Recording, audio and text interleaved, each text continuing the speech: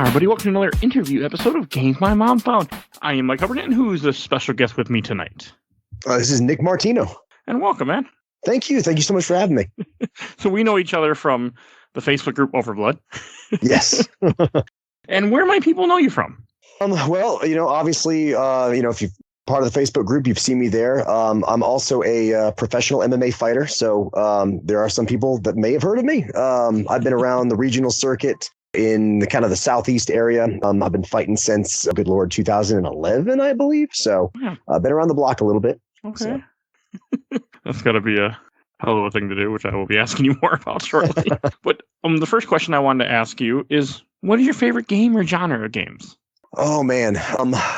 It's funny because we were, I saw a post in the Overblood group about this the other day about just, all right, don't think about it, just react. What is your favorite game? And I like a little bit of everything. I think I really go for a lot of like fantasy RPGs. I'm really into like Skyrim and Dragon Age. I got into, Greedfall. I enjoyed. I've never played Greedfall yet. It wasn't amazing, but it floats my boat. So I was able to overlook some of the negative aspects of it and have a somewhat enjoyable experience. The writing's pretty good through most of it. The ending was a little bit much, but yeah, I think that's kind of what I primarily gravitate to. I've really gotten into some sim racing over the past year or so. I enjoy playing some different sports games and stuff like that. But I play a little bit of everything, honestly. You play UFC games? Actually, I believe it or not, I do not. No, I believe it. I can't. It's one of those things. I don't watch a lot of MMA in my spare time. I don't play UFC games, and everyone's always coming into the gym like, "Oh man, have you played the new UFC 4 or whatever?" I'm like, I don't. I do it for real. And it's kind of like somebody, like if you clean houses for a living, you don't really want to go home and clean your own house. It's like taking your work home with you. Yeah. So yeah, I'm not, I don't even, unless there's somebody fighting on a UFC card that I know, personally, I don't really watch a whole bunch of MMA in my spare time. Okay. I have personally never really watched MMA except for a couple of random times at Buffalo Wild Wings or something when it happens to be on. Not my thing. I give you guys hell of credit for what you do, but never been my thing. Same with boxing. I'm just not into fighting. Yeah, no, that's perfectly fair. Because I've seen like some stuff. Like I watch a lot of documentaries. Like I watched a documentary about Ronda Rousey, I think, at one point, and just like the hell with the people, what you guys go through is just. I give you guys props. Same with boxers, like, but man, it ain't for me. But, yeah, that's fair. That's fair. Absolutely. I've seen some of the fights before, and just some of the brutalness of some like the championship rounds that people do, and just like. Not my thing. But what I do want to ask you, what was your day job before getting to MMA, or do you still do it, or is that your job now is just training and fighting? So originally, I worked a little bit of construction. My dad was a general contractor, and it kind of worked out where I would work construction with him throughout the day, and that gave me the opportunity to put all my time into training in the evenings.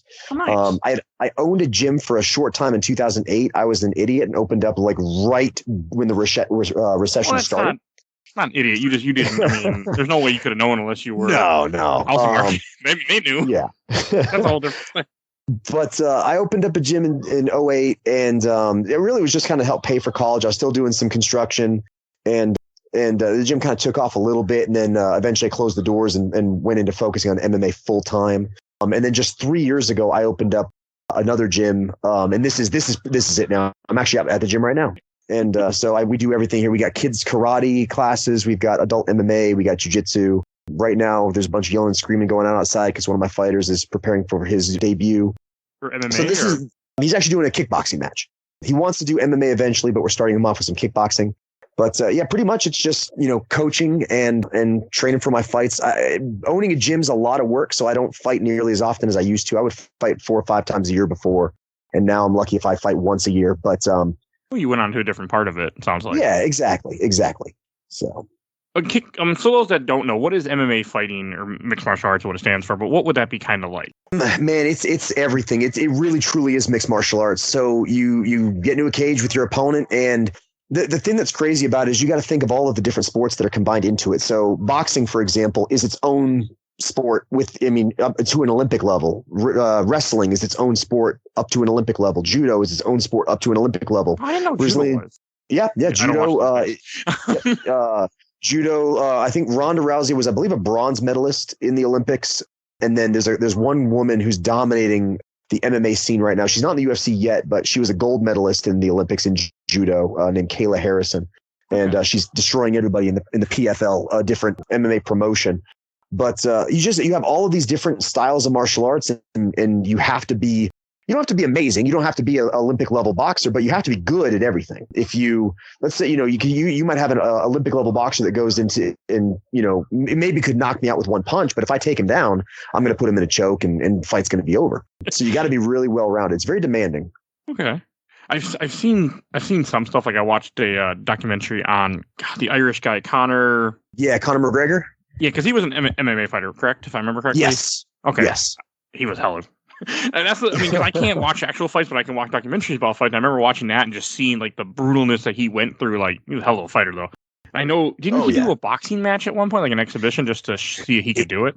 He did. It was, I don't remember if it was just an exhibition or if they actually counted it towards like a pro boxing record, but he fought Floyd Mayweather. And Floyd's considered arguably one of the greatest of all time. People kind of put him up there with Muhammad Ali and such. And Conor went in and, he went, I can't remember if it was like 7 or 8 or 9 rounds with him. It was stopped, I think, like 2 rounds short of the end of the fight. And Conor held his own. You see a lot of these MMA fighters trying to get into boxing now. You see guys fight Jake Paul and they can't do it. But Conor was able to step in there.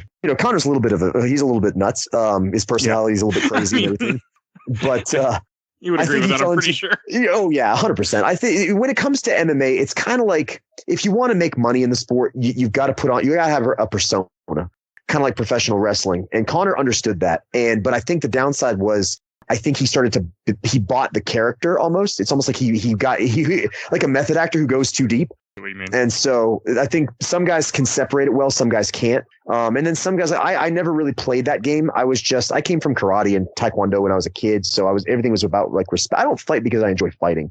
I don't really like fighting, if I'm completely honest with you. Like if I train 365 days a year and I fight twice, I hate those 2 days. Like the 2 fight days I can't stand, but I enjoy challenging myself. I enjoy the training. I enjoy trying to face my inner demons, it's terrifying getting in that cage. I've done 22 fights and every single time is just as bad. The nerves never go away. It's gotta be a thrill though, being in that arena. It is. Like you feel more alive when you're in the cage than you do any other. It's like when you go see a horror movie and like you'd have that jump scare and you're like, I hated that, but I feel so alive at this moment, It's kind of the same thing, and but except you have to do it for 15 solid. It's like a 15-minute jump scare that doesn't stop. I know 15 minutes doesn't seem like a long time, but I've never been in a fight. Actually, I've never fought in my life really. I've stayed away from it. Just personally, just with random encounters in life, I never really. Never fought anybody. My first experience was getting punched in the gut, and that was the end of that. Getting sucker punched, and then I went down. That was the end of anything happening. But that was no mention goal. But just like the whole, like, I can't imagine like how long that 15 minutes must feel when you're in this cage fighting someone that's there to kick your ass. And that's the thing is that it's not you're fighting somebody at the amateur level. You might get some guy who doesn't really know what he's doing, but once you go pro, everyone's training just as hard as you. The playing field's pretty equal, and they put just as hard of work into the training camp as you have. So yeah, 15 minutes feels like an eternity. And then if you fight for a title, then it's 25 minutes. Yeah. So it's 3 5-minute rounds for regular professional fights, and it's 5 5-minute rounds for title fights. So, and that's obviously when you're trying to train for essentially a half an hour of combat, it sucks. And then you add things like, a lot of people don't realize the kind of weight that we cut for the fights. I walk around at about 210 pounds. Okay. But I fight at 170 pounds. Oh, so you got to drop a lot of weight then. Yeah. And then majority of that weight is dropped the day before weigh-in. So if we fight Saturday, we weigh in Friday night. And so the most I've cut in 24 hours, and I don't cut a lot of weight compared to some of these guys. I've cut 15 pounds in 24 hours. That's the biggest cut I've done in a 24-hour period. That seems like a lot. It's exhausting. There's a method to it. Like, it's not just, you're not losing, it's not like you're dieting and losing it like fat. You're obviously in a hardcore training camp and you're eating really, really well, which sucks because I love food so much. I have the problem. Though. Yeah, I let myself go after my fights. Like, it's like, okay, my fight's over. I'm going to have a cheat day, which turns into like a cheat week, which turns into a cheat month. And then suddenly I look in the mirror and go, I need a training camp just to prepare for my next training camp. But But yeah, so you're in good shape as the fight camp goes on, and then like about a week or two before the fight, you really go into a pretty deep calorie deficit, and you start drinking a ton of water, about 2.5 gallons per day. And then so you're water loading. You stop eating any salt because salt holds water in the body, and then the day before you weigh in, you get into a sauna, or you do an Epsom salt bath, and you get really hot. You warm the body up, and you sweat and you sweat and you sweat. So you'll sweat out, I usually sweat out about 8 pounds in the first hour. Yeah. And I have so many people I've had, I teach kids classes, and I'll have like the soccer moms come in. They'll be like, "Oh, you got to teach me how to do that." I'm like, "This is not healthy. Do not do this. This is not sustainable." Because what people don't realize is that we weigh in on Friday night. So I'll step on the scale, and the commission will put a little blue check mark next to my name. All right, cool. Boom. He's made weight. And then I immediately go and I start rehydrating. And so I don't actually get in the cage at 170 pounds. I get in the cage at about 191 pounds. So you rehydrate, and you actually get much bigger. They don't weigh you in again after weigh-ins. So you have 24 hours to put as much weight back on as you can. And that's why I don't fight it like the weight effect, if you can make the right bout, right? Or yes. Okay. You got to determine what weight class you want to fight at. Like I walk around at 210 pounds, so I could theoretically fight at 205. But the guys who are fighting at 205, they're cutting down from like 250. Yeah. And by the time they get into the cage, they're not actually 205. They're, 215, 220 pounds. I think a good example, I took one fight at 185 pounds. I fought a dude named Brian Battle, and he actually just won, if there's any MMA fans listening, he won this most recent season of The Ultimate Fighter. So he just signed a contract with the UFC. I fought him back in 2019, and I really just needed the money. So I had opened up my gym. I needed to pay rent. Yeah. And so I thought I'll just take a quick fight. And he was a 185er. And again, I fight at 170. So it was great for me. I really didn't have to do much of a weight cut. He was a big boy, and he did a pretty big weight cut. And, I kicked him 2 or 3 times, and he hit me through one punch, hit me right in the eye, and it fractured my orbital bone. Just the first punch he threw. And then I was very lucky because he went for the takedown because I was kind of momentarily blinded. I couldn't see anything out of my left eye. And he took me down, and I was able to snatch an armbar up, and I was able to get the finish about 40 seconds into the fight. And I was able to get the win. But still, it's like, when you try to fight up a weight class, those dudes hit real hard. Yeah, because the thing about MMA, I know you guys have gloves on, but it's not like boxing gloves or anything. I feel like you still feel it. I'm assuming pretty good. Yeah, you do. They're the gloves. Boxing gloves are usually between. Obviously, like a training glove might be 16 ounces. Competition glove might be anywhere between 7 to 12. For MMA, we wear a 4-ounce glove. It's not really meant to protect your opponent. It's meant to protect your hand. That's about it. Okay. Now the benefit is there's all kinds of science behind it. There's more brain injuries in boxing. And as opposed to MMA, in boxing, when you're getting hit with that big pillow, it's kind of sending a shockwave, and the brain kind of rattles around a bit more. Okay. Whereas with the MMA glove, all of the impact is a little bit more focused, so you have a lot more cuts in MMA, but you have less like actual like CTE. Of course, you're still getting brain damage in CTE, but that's better because you can recover from cuts. You're not going to recover from your brain rattling. Exactly. Yeah. I'd much rather have some superficial wounds on my face as opposed to, permanent brain damage or something like that. So, but I've seen some of the images of fighters, and I think I even seen some images of you on Google. I give you guys full credit for what you do. Yeah, I've got some scars. Luckily, my wife is like, "Oh, they're kind of cool," so that's great. She digs them, so that's fine. But yeah, I got some nasty ones. Come with the territory. Oh, sure. You had mentioned that you did Taekwondo. You weren't by any chance part of ATA Taekwondo, were you, as a kid? I was not in ATA. I was in the ATF. But it's funny because the ATF, they originally were ATA. And there was the dispute like in the 90s between one of the grandmasters, and he left and he started his own thing. So we had like an indirect connection to the ATA. I was part of ATA when I was in middle school and early high school before I got out of it. But I remember, that's why I'm asking that question. Oh yeah, no, I know the ATA. They're one of the larger ones. They're like, I think they changed the name, but originally there was the WTF, and obviously they changed the name of that one for obvious reasons. Because they're the ones that did the Olympic Taekwondo, and then right below them was the ATA, and they were huge. I think they're North America's largest Taekwondo like system. And then again, for kids. It was absolutely good for kids and good for like adult. I mean, I've always been a big fan of I don't have anything to do with martial arts, but I've always been like when I was a kid, I was a big fan of it. Like I think it's a wonderful thing for people to learn. Yeah. Just to, for the exercise, and for the skill, and just to have that knowledge. I mean, and connect with yourself too. Like, I mean, that thing I feel like, again, I'm not a martial artist in any shape or form, but I always felt like it helps you connect more with yourself too. It does. I mean, the reason that I started it, my dad wanted to do something with me. Like I was homeschooled when I was a kid. And so obviously they wanted to get me in different social situations. They didn't want me just, being one of those reclusive kids or anything like that. So they thought martial arts would be good, help me build my confidence. My dad had done it when he was a kid. And so I started when I was about 13 and it became kind of a father-son bonding thing, but it really grew my confidence a lot.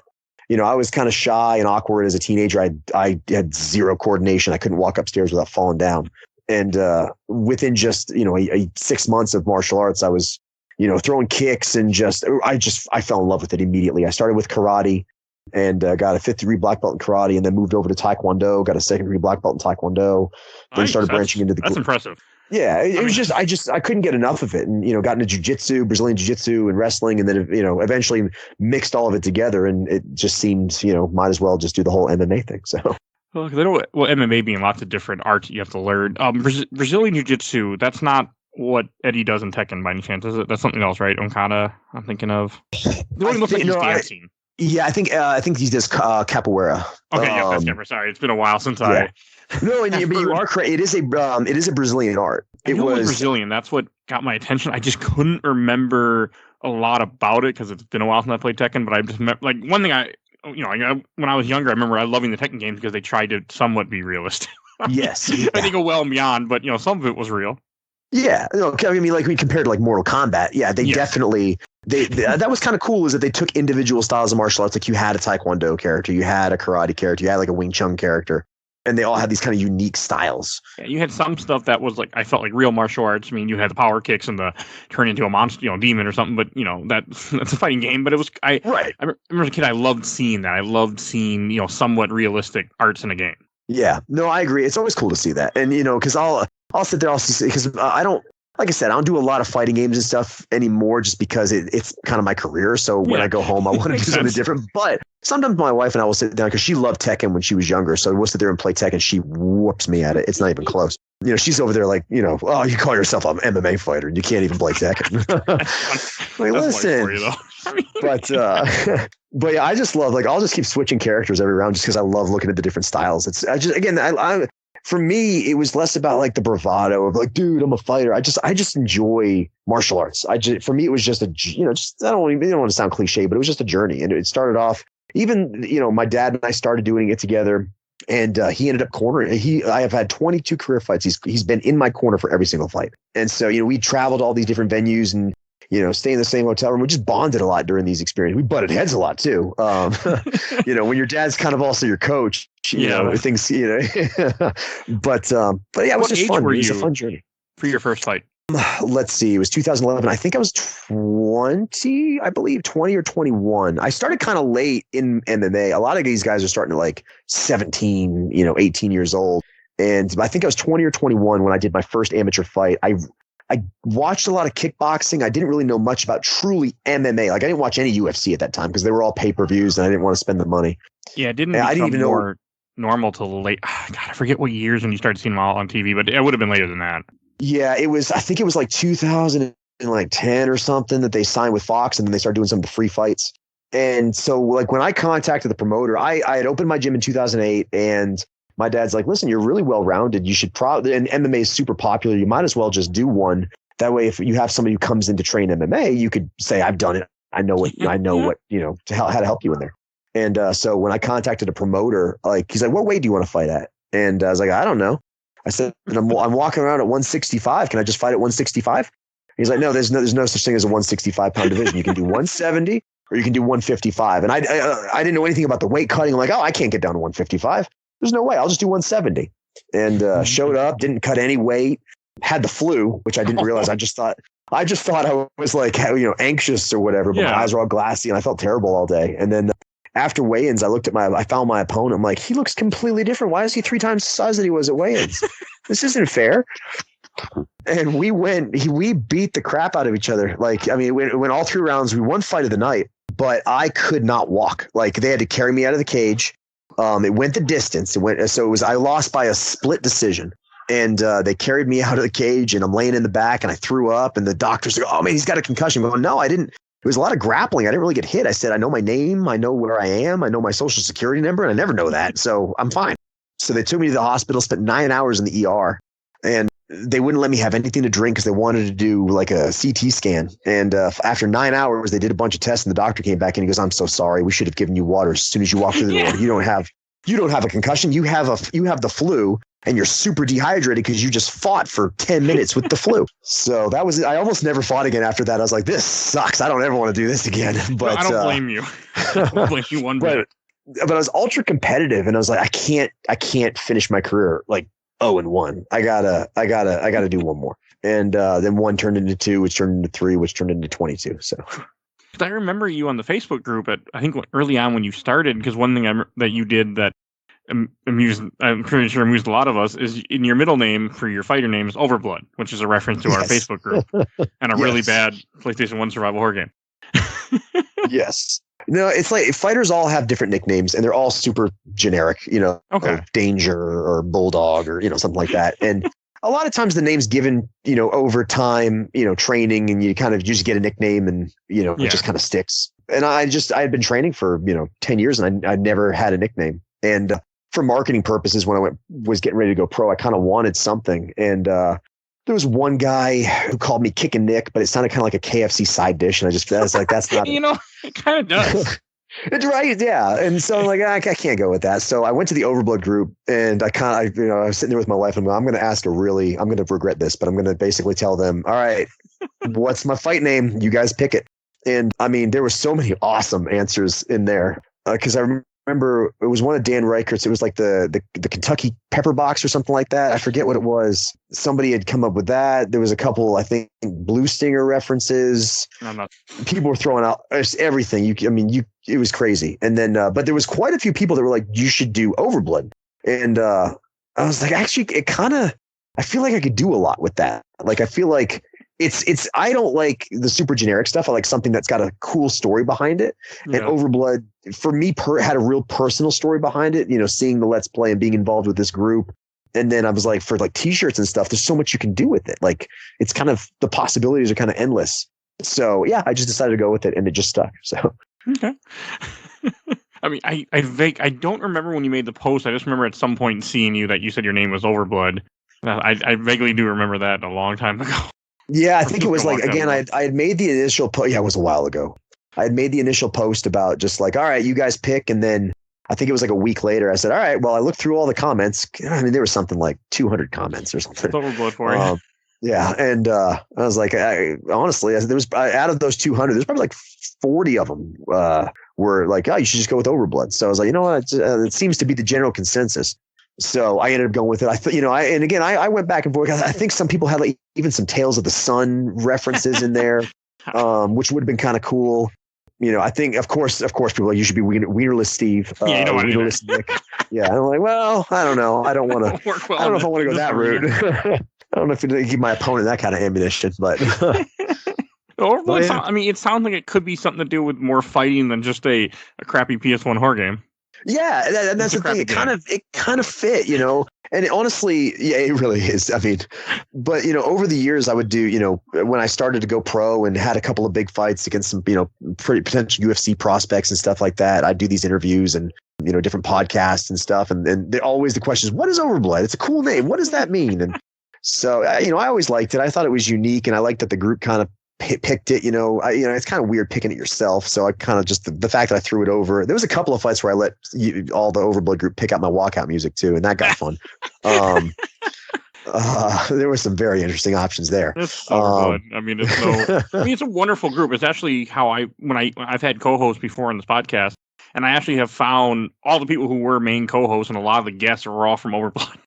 Oh yeah, it's an amazing group, and I kind of lurked on the outside for a little while and was like, should I join? Should I not? And then I finally pulled the trigger and did. And it was great. I've never been, super loud in the group. I'll pop in here and there, but I'm always scrolling through the feeds and everything. And, of course, like any group, it's got its ups and its downs, it's drama at times and stuff, but I love them all. And they've been they've been super supportive, of me and of my fight career. And I always appreciated that. So, they were great. It's I love them. surprisingly a great group of people on Facebook, considering that the internet is full of shit. So, oh yeah. I mean, I'm in a bunch of group because of the podcast where I'm always trying to, hawk my wares, as I say. And it's one of the better places that's been very receptive, especially when I was starting off. Yeah, it really is. I mean, I've in the past, I've been like you said, I've been a part of other groups and stuff like that. And but this one just has been it's been really good. Again, like I said, it's been a little bit of drama, but compared to some of the other stuff, things like Reddit and stuff like that, and in other Facebook groups, it's been surprisingly wholesome. So. And you said, how long have you had your current gym open? 3 years. We just relocated. I started off with 3 students, and we're up to about 65, 70-ish. Nice. Are most of your students like under 18 or over 18? We've got everybody. Okay. We have our combat kangaroos class, which is that's kind of a kids karate program, and that's ages 3 to 6.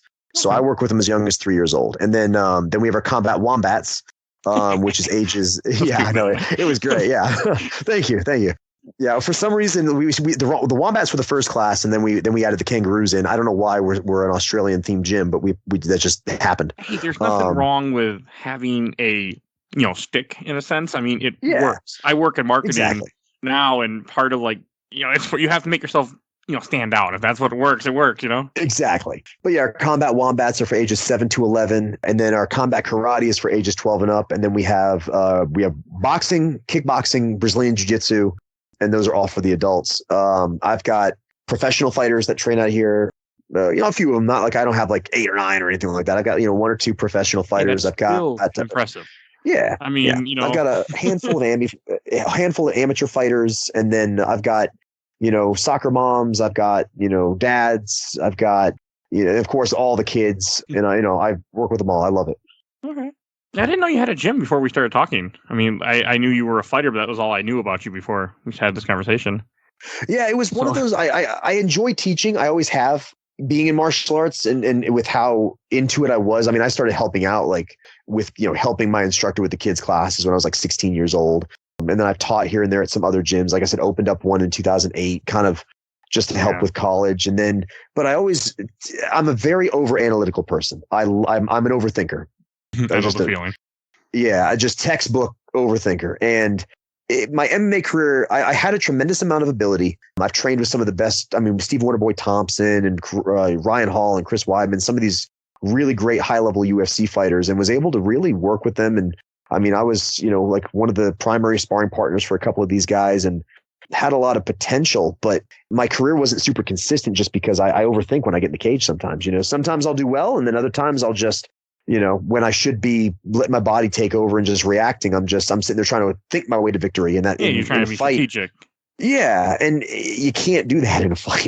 No, I mean, because everything looks like split second decision making. Exactly. So yeah, I've always enjoyed the fighting, but it's one of those that I sometimes I got in my own way. I would go, I'd win 3 in a row and then lose 2, and then win 1 and lose 2, and then win 3 and lose 1. It was never consistent. I've fought, I think out of the 12 professional fights I've had, 9 of those guys have gone on to fight for the UFC or Bellator. Some of those guys I've beaten, some of those guys I've lost to. But teaching was always my love. And I talked to my wife and I said, I really want to open up a gym whenever I retire. And she goes, when's that going to be?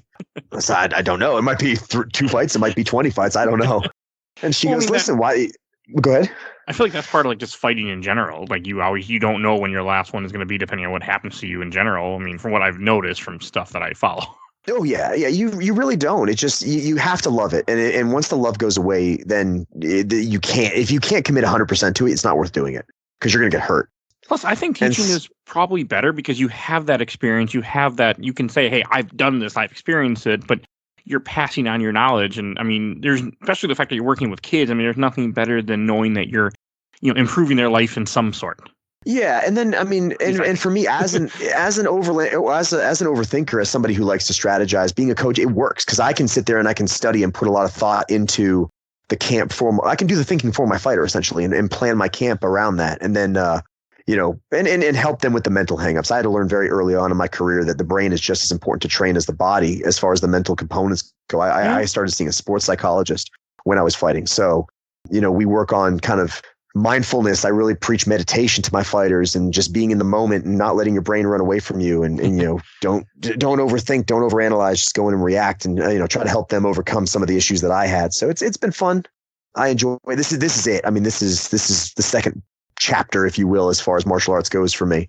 I don't really I'm still competing. I'm actually competing tomorrow in a jiu-jitsu tournament, but as far as like professional MMA, I don't know if I see myself doing a whole bunch more of that. Is a jiu-jitsu tournament like MMA type? I mean, I know not MMA, but it means that thing kind of like beat the shit out of each other, or is it more like point scoring?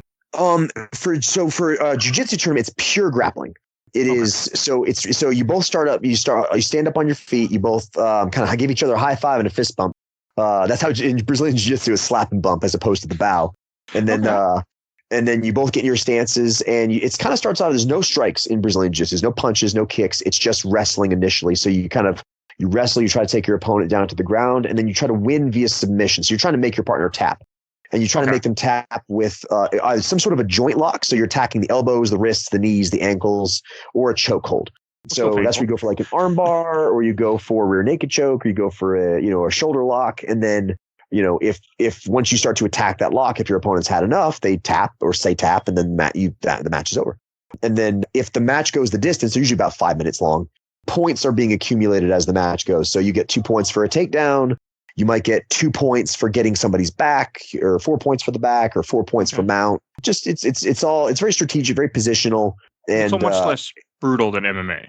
Yes. The accidental headbutt could happen or something, but for the most part, the injuries that you're going to see in jiu-jitsu are going to be somebody didn't tap when they should have, and they got their elbow maybe popped a little bit, maybe fell wrong and dislocated something, but you're not going to have the impact of the punches and the kicks. And again, kids do it. They have kids divisions at these type of tournaments. They're fun. It's kind of an all day thing. Like, you show up and there might be 5 people in your division. So you kind of do a little round robin thing and, try to get to the end, try to see if you can get a gold, silver, or bronze. So, I mean, I did ATA taekwondo tournaments, which was nothing like that. It was just a point system where whoever got the first hit, you get the point, essentially, kind of like Karate Kid. Oh yeah. No, I've done those too, for sure. Like back in the taekwondo days. Yeah, no, it's kind of like that in the sense of, if you beat your first opponent, you'll fight the next one, and it's kind of, shorter matches, and you might have 2 or 3 matches in the day or whatever the case may be. But instead of all the punches and the kicks, and it's all just the grappling. So rolling around on the ground, trying to go for chokes and arm locks and all that fun stuff. So this is I've got a student competing tomorrow, and then so I'll be coaching him, and then I'll be competing in the one of the advanced divisions. So yeah, that'll be fun. And what state are you out of? I'm in North Carolina. I'm in Western North Carolina, kind of right on the border near South Carolina. I'm about hour and a half from Tennessee. We're in the Asheville area. I'm personally in Hendersonville, North Carolina. But yeah, that's so southeast area. We fight a lot in South Carolina, Tennessee, Georgia. Sometimes we'll go up to Virginia. So right around that area. Okay. I know South Carolina a little. Mostly I know Georgia. That's where my grandparents used to live at one point. So I know a little bit of that area, like Savannah, Georgia. I was originally from Florida. That's where I was born. So I've spent most of my life here in the Southeast. My parents were halfbacks. They were both from the North. My dad was from Boston. My mom was from Rhode Island. And they moved to Florida, realized after 15 years it was too hot, and they moved halfway back. So I can understand I spent most that. of my life in the South. Yeah. I hate the heat. I happily live in Minnesota where it's nice and cold most of the time, and I'm content with that. Yeah, man, the heat. I hated Florida. Dude, it was so bad. Never been to Florida, unfortunately. I mean, now that I hear stuff, I'm okay with not being there, but I've always wanted to visit Florida when I was younger. We went to Georgia, went to Savannah, Georgia, Augusta, Georgia, but I never went all the way to Florida. Yeah, it's hot. It's very hot. It's very humid. Obviously, if you're at the beach, it can be nice, but a lot of the beaches are super crowded. It's ain't good right now. And it's like America's Australia. Like there's just a lot that can kill you down there. You got the coral snakes, and you got the different spiders, and just there's scorpions, and just the gators. And that's why one memory that I have as a kid, and we used to go to, it's called Statesboro, Georgia. It was a small town, and my grandmother lived out there. You had a mile of just this one paved road after you drove through a few miles of dirt roads where their house was. And I remember one summer we were walking down this trail, and in the background on both sides you could just hear nothing but rattlers everywhere, just tons and tons of rattles. Like if you wouldn't in that woods, I don't think you wouldn't have came out on Bridge. Yeah. I'm like, you know what? I'll stay in the north. I live in Wisconsin. I'm like, I'll stay where nothing's gonna kill me. Yeah. Yep. And I've always liked the cold more. I guess I don't know if I've just got that northern blood because my parents were from New England. Like when I was a kid, I wanted to be a professional ice hockey player. Like that's what I wanted. I wanted to be a goalie for the Anaheim Ducks, you know. So I always wanted to move to like Minnesota or you know Wisconsin or something like that. And but it ended up about halfway back, and I like it. It's pretty around this area. It's got a mixture. We've got seasons, which is nice. So nice. So yeah, I enjoy some places don't have that. Yeah. Oh, and anyone ever? I wanted to ask earlier, but I forgot to. Did anyone ever comment about the Overblood name, like knowing where it's from that you ran into professionally? This was about 2 years ago. I was in a car accident. Somebody was drunk, and I had a green light, and they turned in front of me in the intersection, and I T-boned the guy and totaled my truck. And when I was working with the insurance agent, he was asking for my email address. Overblood is in the name of my email address, and because it was my fighter email address, so I just had my full fight name in there. And the guy gets kind of quiet, and he goes, "Overblood." And I said, "Yeah." He goes, "That's a video game, right?"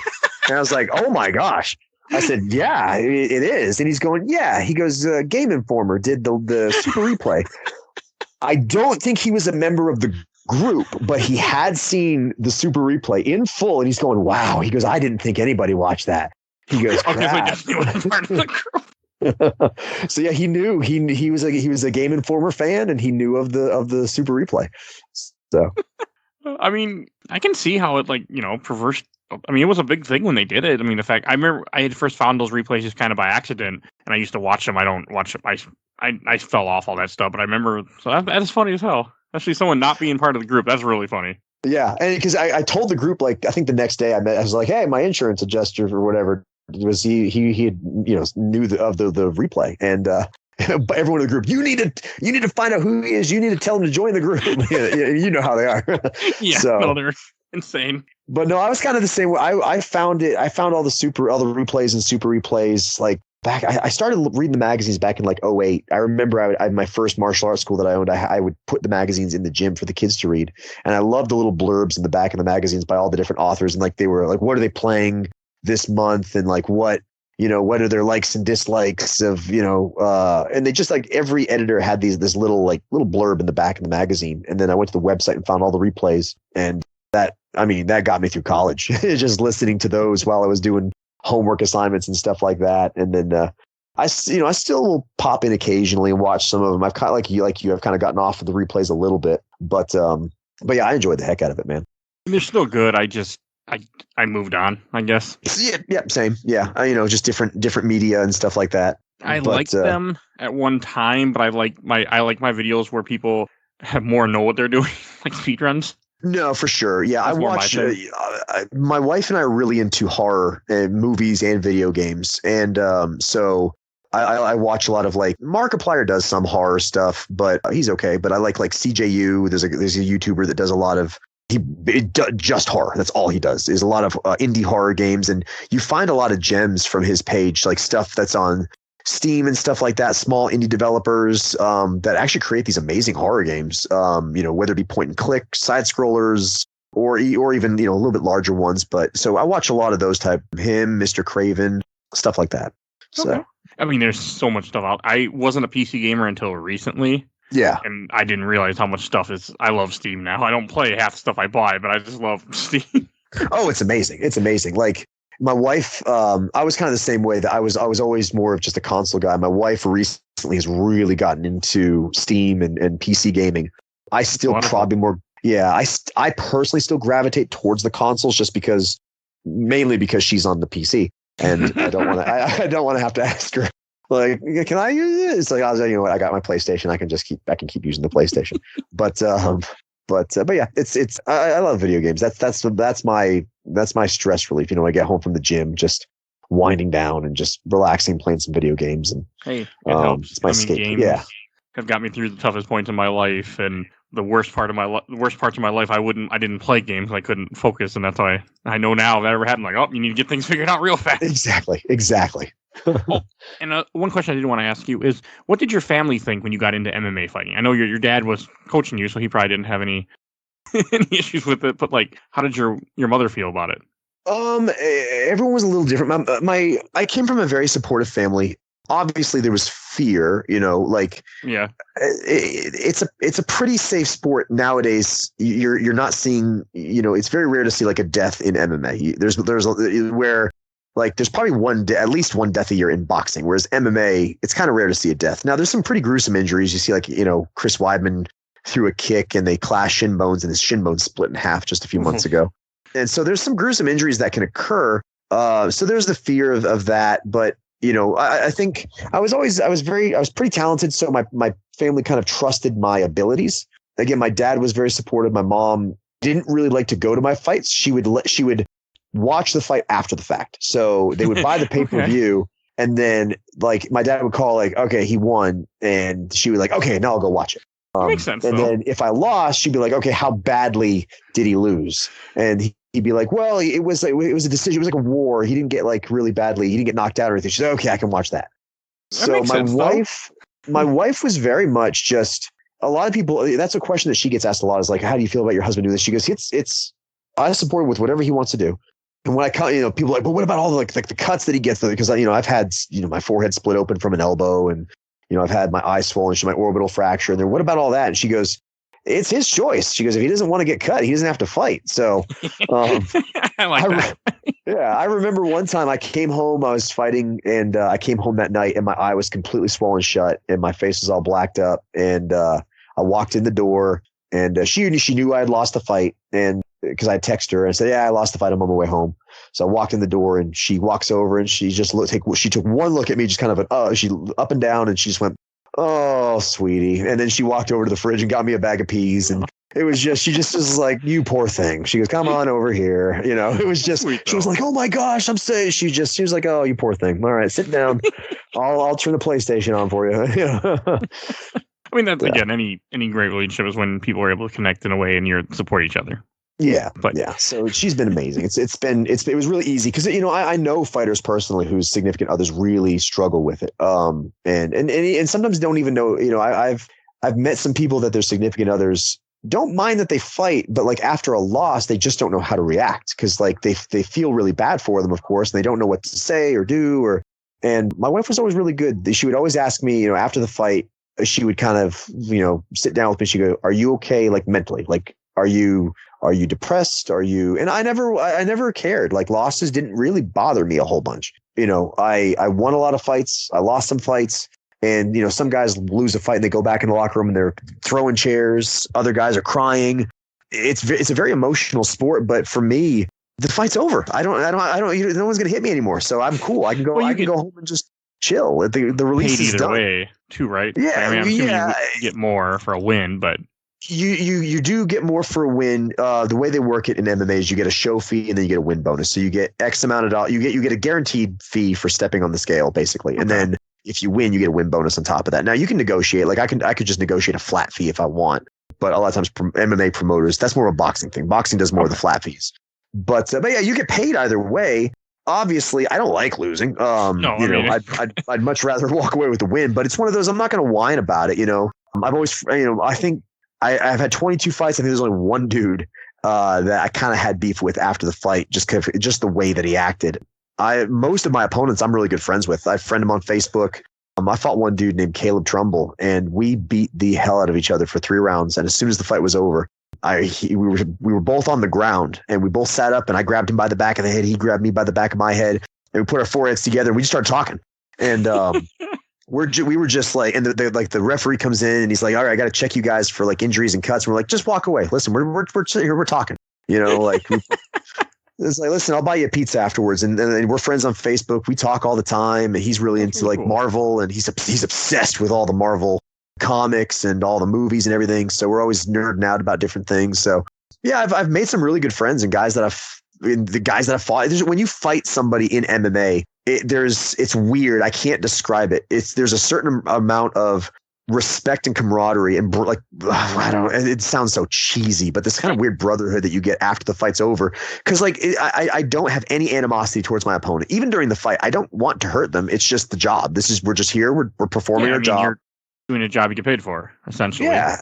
And once the fight's over, it's like the fact that I have so much respect for anyone that steps in the cage. Doesn't matter who you are. I have a tremendous amount of respect for you. And so after the fight's over, there's just a certain level of camaraderie that you have after that fight. And it's like you've both been through the war and now it's over. And just, again, I've made quite a few lifelong friends just from, and there've been dudes that have been punched in the face. So, I mean, I can get it though. Like you're there. I mean, you're both like, I feel like maybe it's that way with all of these type of martial arts sports. I don't know, but I mean with MMA, I can see it more because you are training in martial arts. You're more in that world where it teaches you respect and that. So it's a different thing than, even you look at like some of the old like stuff with Japan, like when they used to go to war with each other. I mean, they would kill each other, but they were still like they respected each other. I mean, that's a whole different level. But. Yeah, I mean, I remember reading there's a blurb about like World War II, and I remember during Christmas time in the trenches, like both sides, the Axis powers and the Allied powers, both came out of the trenches and they met in the middle and they played soccer during the holidays and just forgot about the war just for a couple of days and then went right back to it. And it's kind of the same thing in MMA. Like there's a lot of fighters like, I could never fight one of my teammates. And I obviously I don't want to fight a teammate, but if all of a sudden a promoter called me, he's like, I want you to fight one of your teammates, I'd be like, oh, okay. I love this individual to death. He's like a brother to me, but we'll get in there. I mean, we spar every day. We literally punch each other in the face every day. And so let's do it for a couple of bucks and then have a pizza afterwards. Like it's not a big deal. I got a couple questions for you to finish up. What are your future plans? Mainly just because we kind of went over it, but I'm assuming you just keep training and doing fights. Yeah, the gym is my focus. As far as the fighting goes, I kind of honestly, not from competition period, but like MMA, I retired after my last one. Okay. And it's I'm only 31, so I very well could get that itch and come out. Or I retired vocally in the cage mainly to keep promoters from contacting me. I want to fight on my own terms, and when I don't want the temptation of a promoter hitting me up going, hey man, I got a really cool matchup for you. And I'm like, man, I've been focusing on my gym. I haven't been in any sort of training camp. I don't want that temptation. So I'm not saying I'll never do an MMA fight again, but I did kind of retire after my last one. But like I said, I might reevaluate things here in a year or two once my gym, is kind of self-sustaining, because I teach most everything. I teach all the kids' classes. I teach most of the adult classes. I have a few assistant instructors that kind of help me out like in a volunteer basis. And I really want to get my gym to the point where I can actually pay them to instruct. And then once that happens, I'll have a little bit more freedom to kind of assess if I want to do more fighting. But my gym is my focus. And I'm focusing on building it. We just relocated to a larger facility, which is great. We're building up our student base. We've got, lots of tournaments. Like I said, we're competing tomorrow. I've got another guy competing in 2 weeks. I've got somebody else competing in November. We just got back from Raleigh last weekend because I had one of my female grapplers was competing in a big tournament over in Raleigh. So yeah, the gym is really my primary focus. The fighting is kind of, if I get the itch, I'll do it. But okay. This is it. The gym is this is my baby. So I mean, that's like, hey, owning any small business, like I completely understand.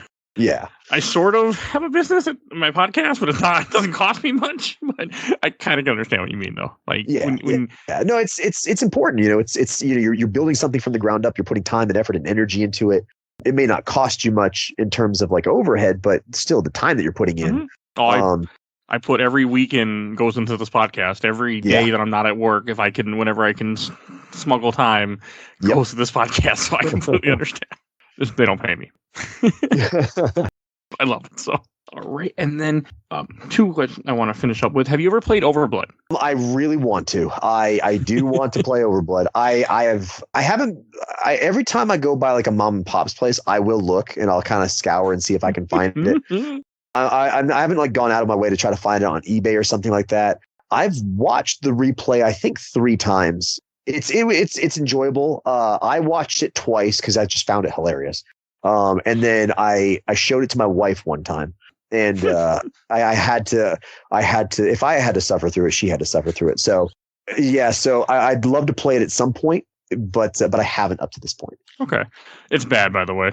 I can imagine. And then of course you've got Overblood 2, which is a whole other gem. I have never played it, but I actually have gotten the guy who wrote who has a whole website dedicated to Overblood 2 is actually part of the group because of me. Oh, really? Overblood2.com. Yes, I had ran into him because he found the Overblood episode that we did for our 1-year anniversary, and he got in touch with me, and I'm like, well, join this group. And yeah, he's part of the group. That's awesome.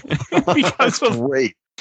That was pretty funny, yeah. Well, and I remember like when they first did that Super Replay, I remember like they said the sales of Overblood on like Amazon or something suddenly just spiked out of nowhere. After like however many years of the game, just nobody knowing this thing even existed. All of a sudden the sales went up like 100% or something. It's crazy. I mean, they are pretty famous, just the fact that, in that world of video games and stuff, like they're pretty well known in Game Informer. Oh yeah. Oh, absolutely. It's been so cool. It's just following all of their journeys, whether it be Dan Reichert and, watching him, move over to Giant Bomb and stuff like that. Does he work in wrestling now too? Yeah. For a while. I don't know if he still is. I know for a while there, he was doing something in the professional wrestling. Yeah. He was doing arena. A podcast. Yeah. He's got all kinds of stuff going on. Didn't he get married in a Taco Bell? Yes. Yeah. He's someone I would love to talk to someday. Never tried. Absolutely. I'm not big enough to approach certain people, but someday I want to talk to him. And the last question that I want to ask you is, again, people out there will get the joke. Does people give you strength? People always gives me strength. People always gives me strength. For those that don't know, People is a little robot from the Overblood game for PlayStation 1 that follows you around and became a huge inside joke in the Facebook group that we're part of, and the whole replay that Game Informer did. And I have an ornament of people on my freaking Christmas tree every year now because someone from Overblood sent it to us. It's awesome, man. Honestly, just the group in general, the amount of inside jokes that I would use like for fights and just say these random things, and like I'd win a fight and say like, I don't know if you remember Dan Tack when there was the whole do the math. When that whole kind of, I don't know if you want to call it a meme or what, but there was this do the math thing that was going around on the Overblood group. And it lasted like a month or two. And everyone, like, I had a fight coming up and everyone's like, are you going to do the math? Nick's going to do the math. And then after I won the fight, they're interviewing me. They said, how did you manage to get through this fight? And I just looked at the interviewers. I did the math. And they're looking at me like, what does that mean? And I was like, it means what it means. I did the math. People gives me strength. Bye. And there's just like, what is he talking about? I loved screwing with interviewers. It was great. And that comes with the territory, though, when you're doing that professional, like, you're a professional interviewer. Like, I mean, you work for those publications. Like, I mean, you should be used to it, I'm assuming. Oh, absolutely. And you know, they loved it. Like, you know, they would always, like, as soon as the interview was, they come up to me afterwards. They're like, man, that was kind of cool. And there was, you know, I tried to build up a little bit of a mystique. I wasn't really into the whole, like, creating, like, a character for myself, but I more enjoyed, like, putting little things out there for anybody from the group who did happen to see a fight, you know, whether they looked on YouTube and, you know, watched one of my fights, or if they came to one in person or watched a pay-per-view, just putting little Easter eggs in there, essentially. It's funny though. I think Do the Math is from the Soul Blazer episode somebody said once. I don't know if that's right.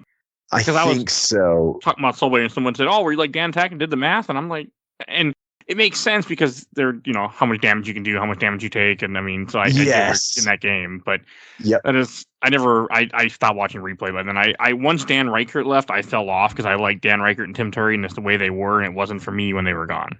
Yeah. And I was kind of the same way after Tim left. I think that was when it really did it for me. Cause I loved Tim. He was so fun to listen to. Even what was it from? Oh, I forget the name of that one game. He was the old timey radio. That little waka waka doodly doo. That was great. I can't remember the game it was. It was some, you had like superpowers. It's going to kill me that I can't remember. I fell off a long time ago. That's fair. I never even watched all the Overblood replay. So oh, gotcha. I just never got around to finishing it. I watched like most of it, then I fell off and I found out about streaming online, and that's what took me off. No, for sure. It wasn't Netflix. It was before Netflix. I was using like, I think just a website that had Lost on, like, so abc.com or something like that. And once I found out I could do that, that became my thing. And then I stopped watching those videos. Yeah. No, like I said, you know, I've fallen off too since then. But yeah, it was definitely a big part for me, you know, like I said, all through college and everything. And again, I always just stuck around the group. Just, you know, again, they were fun to just hang out with and just sometimes even just sit on the outside and just watch everything happen. So they're surprisingly very amusing people. They are. They really are. I mean, I've been there for a long time too, and it's helped me out a lot for my shows. Well, just some of the characters in there. I mean, there's so many guys that Zachary, like him and his all the the long distance running and stuff that he does, and just kind of following his career and everything. And then even with Chris, I remember there's Christopher, and he used to have, I think it was the official Overblood like YouTube channel, like the Overblood group. He did like a little YouTube channel for the group, and I remember I was like so like blown away because he like one of his episodes he like by the way our fighter Nick Martino, he won a title this week, and I was like, oh no way, he put me in the video. That's so cool. So yeah, I've loved it. I've loved being a member of the group. It's been fun. Oh, and do you have a website where people could find you or look up your gym? So my website is Combat Performance HVL. It stands for Hendersonville. HVL.com. If you Google Combat Performance Hendersonville, you could find it. We're on Facebook at Combat Performance. We got an Instagram. I think we have a TikTok. I don't run the TikTok. And then if you want to look any of my stuff up, I'm Nick Overblood Martino or Overblood MMA. I'm on Instagram. I'm on Facebook. I have a Twitter. I don't do anything on Twitter. But yeah, we're if anyone wants to check us out, we got a YouTube page for our Combat Performance channel. We're trying to build that up. Actually, over the past probably 2 months, we've been trying to build up content on our YouTube page, whether it be little, instructionals, little technique Tuesdays and stuff like that. We had to get creative when COVID first hit with the way we were getting out to our students. Cause we had to, there was a bit of I needed a new clean pair of shorts after COVID started. Cause I had a moment of, I'm going to lose my gym. This isn't good. I don't blame you one bit. Like I didn't even think about asking you that question, but yeah, that must have been, I can't imagine being a small business owner, especially one where you need people to be together when everything was shutting down. Yeah, it was terrifying because we had only been open for about a year, and we were really starting to hit our stride. Like it was December, and normally martial arts kind of tanks in the wintertime because no one wants to go out and do anything. But we were picking up steam, and then all of a sudden COVID hit out of nowhere. And we got very fortunate in a lot of different areas. We started doing a lot of Facebook Lives, and there was even a couple of members of the Overblood group who dropped in during our Facebook Lives. And like, you know what, I'm going to take karate tonight. And so we were doing like a bunch of like kickboxing classes. I would go into the gym by myself. I'd set up my phone and I would just Facebook Live classes. And it really, in a way, helped us because it really started to get our name out there. And then once we were able, our county opened back up before a lot of the other counties did. And, we still took all precautions and made sure we were, keeping classes limited to a certain size. And like I told all my students, I said, listen, I don't care if there's a pandemic or not. If you're sick, don't come in. Like this is a close quarter. We're rolling on top of each other. If you have allergies, for crying out loud, I don't want you rolling on top of me. If you're sick, don't come in. But we survived it, and but it was definitely scary. But I think it was a good experience for us to go through because we really had to get creative with our content, with our marketing. But yeah, I mean, we didn't go into this. We opened this business. My wife and I took most of our savings. We didn't have any investors. We didn't have any small business loans. We really took a gamble, and so it's getting there. We're still growing and hoping to take the Southeast by storm. So hey, you're living your dream though. Like that's something that I always give people credit for. Like you can make that work. That's always something else. Yeah. All right, and there will be a link in the show notes to your website, and whatever you send me will be in the show notes. Okay, so it'll be down there for people to see. Fantastic. And if you enjoyed this, check him out. And if you live in Henderson, or is it Henderson or Hendersonville? Hendersonville. Yep, Hendersonville, North Carolina. Look him up. I'm nowhere near North Carolina, but I think there's a few overbuddies in the area. But yeah, even if you're not an overbuddy, come on in, check me out. If you're in the Hendersonville, Asheville area, come check out Combat Performance. We do it all, so it's fun. We have a good time. I checked this month. We had 57 downloads from North Carolina. So, hey, there's possible somebody from Hendersonville. There you go. Or somewhere in the area. So definitely go check him out. And if you enjoyed this episode, we have over 250 other episodes of different things. Definitely check those out. We have a few interviews. I do games. I do comics. I do movies. I even review pilots of TV shows. So definitely go check out all our things that we do in our catalog. If you can't find everything, check out Podbean. Podbean will have the most current, up-to-date, or have all the episodes because Spotify, iTunes only go back 100, and when you post as much as I do, you don't get everything in there. So check that out. And want to give a shout out to our awesome intro and outro, courtesy of Bubby, aka Mike Stoney from ZP Bite the Bullet. Songs Cool Kid Squad. You will see a link in the show notes to his YouTube channel. Also want to give a shout out to my buddy Bill Tucker, who did the MCU with me and guests on the show from time to time. You can check out his podcast he started, A Gamer Looks at 40, where he talks about gaming and interviews a lot of different people and gets their point of view on gaming. So much different than this type of show, but definitely go check him out. And please follow us on Facebook, Instagram, Twitter, and on YouTube. We are on YouTube, only audio, but we're there. And if you want to help out the show, you can go find our Patreon in the show notes. And for little as $1, you can vote in the Patreon poll. I don't know what it is at this time, but go vote in it. There's one every month. So definitely go check that out. And I want to thank Nick for taking time out to join me tonight. Thank you for having me. This was a blast. And we will see you next time. Bye, everybody.